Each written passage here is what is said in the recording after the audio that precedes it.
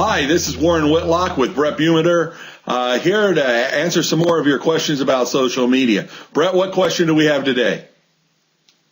Well, Warren, you and I met about 6 years ago at a social media conference, and it wasn't too long after that Twitter came along. And sometimes I like to jump, full into the pool, and sometimes I don't. And I was actually one of those slower adopters of Twitter. I signed on right away, but unlike yourself, I didn't really go to town with my Twitter followers in the early days. And I'd kind of like to know, how does a person go about getting a large number of followers? You're one of the people that I knew to reach a large following audience very early on, and I kind of like to know what you see these days and how do you think that should be done these days? Okay, yeah, in getting a lot of followers, some of it does have to do with the fact that I've been on Twitter now for 6 years, so that's going to add to some of the numbers right. that I have. And writing the first book about Twitter, that certainly helped along. But for the most part, when I really started to get Twitter was when I figured out that it wasn't about how many people I got to follow me. It's not a broadcast medium, but I started thinking in terms of what would make me follow worthy. It's a term we used in the Twitter Revolution book. Follow worthy is about saying things that people want to follow. They want to hear from you. And I've extended that a little bit farther to say that it's people who want to hear from you because they know you're listening. And really, that's the key to everything. Right now, you can look on profitablesocialmedia.com and for how to get Twitter followers, and there's a big explanation of this. But in essence, it's about learning how to listen. And in fact, as I started looking for what a marketing plan would be today, I got it down to 2 words: listen and love. That's about it. And by love, I'm not talking about, to flirt with somebody. We're talking about, right. Love for your fellow human being, and you're treating somebody like you would treat a friend. So if you ask me a question and I answer it politely, I'm maybe a little bit better version of myself, my grumpy old self hanging around the house. But, I know there's a camera on right now. I'm trying to be a nice guy, but for the most part, I'm myself, trying to behave myself, and I pay attention. So you ask me a question, I do my very best to answer it. What I found from doing that is it's extended from Twitter into other aspects of my life, where I find I'm a better listener all the time, and that you're able to give people the kind of help they're looking for. And the interesting thing is, when it comes down to what makes people buy, we all buy from those people that we know, like, and trust. So you're going to get to know somebody by them sharing their life, and that's those things like what somebody had for breakfast. If you make it interesting, it's something that's worthy to share. There's some of that. There's the next is you got to be liked, and the best way to get liked is to like other people. And that becomes, like, say, on Facebook, that becomes a literal thing of liking pages, and then you end up they're going to like you more. But it's really not about liking follows. It's about actually caring about somebody.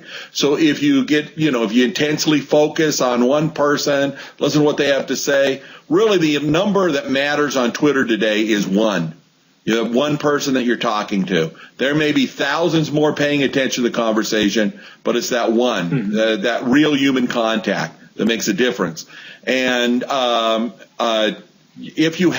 another thing that makes you follow worthy. If you are a national chain store and you're broadcasting your special of the day, that's follow worthy. But if you're an average person like you or me, and you're looking to network and find new ways to be profitable through social media, you need to keep in mind that the more you listen and the more you help people, the more follower that you're going to be, and that in turn is going to wind up with getting Twitter followers. That makes sense. When you say showing people that you're listening, so on Twitter, they can't see you sitting in front of your computer. Are there specific types of phrases that helps them know that you are listening when you respond in your tweets, or are there things that, tonal ways of getting the point across that you're listening? Yeah, or there are just the fact that your answer is on target? It's interesting because we've all today got such a really good BS filter. If I talk to a bot for a while, when iPads were new, that was the when the bots really got crazy. Anytime you said iPad on Twitter, somebody would say, you can get an iPad, it's on sale, or how do you got an iPad for free? It's a drawing, whatever. And the bot would listen and respond to that. Well, it's out of context. And as we move forward, it becomes more and more important to get everything into context. There's some technology that'll help you do that.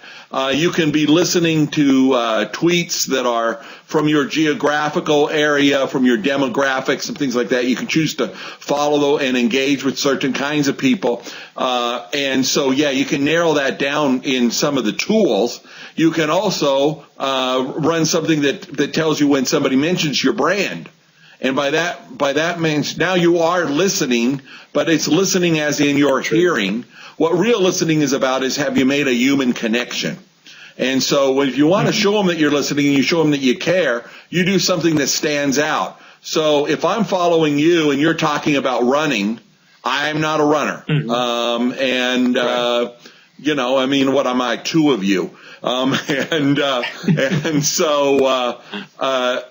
I'm talking to you, I'm going to be interested in your funny shoes, or where you went running, or because that's you're my friend, I care about it. I can do that on a micro level with anybody.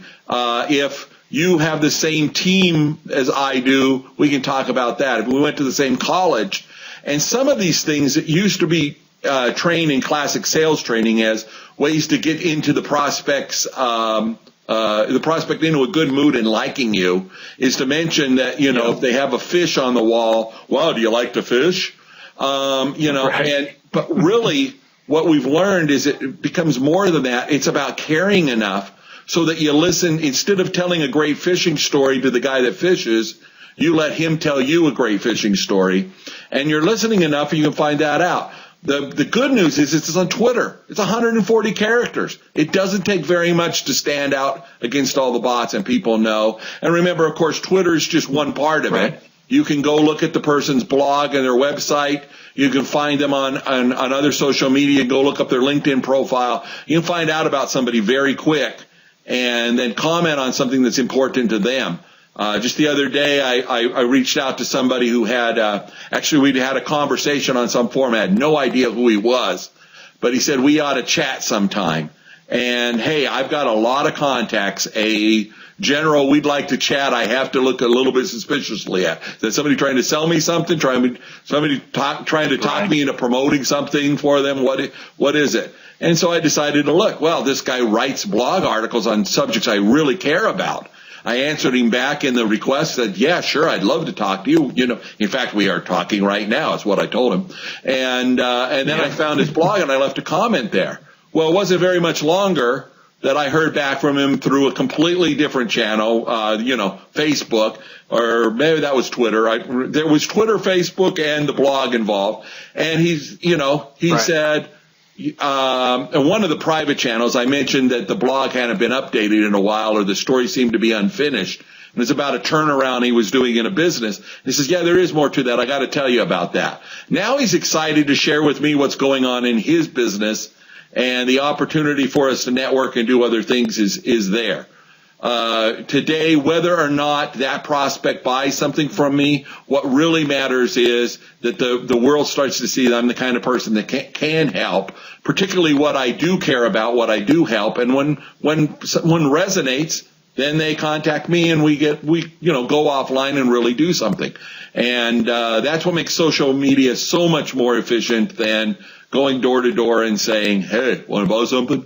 And if you keep doing that, you're going to do well. Thanks for joining me. That wraps up another one of our episodes of Warren and Brett talking about things. And if you want to know more, you can find Brett at Brett Bum. You just cut off the E-T-E-R from his name on Twitter. And I'm at Warren Whitlock, author of Profitable Social Media, and look forward to seeing you again soon.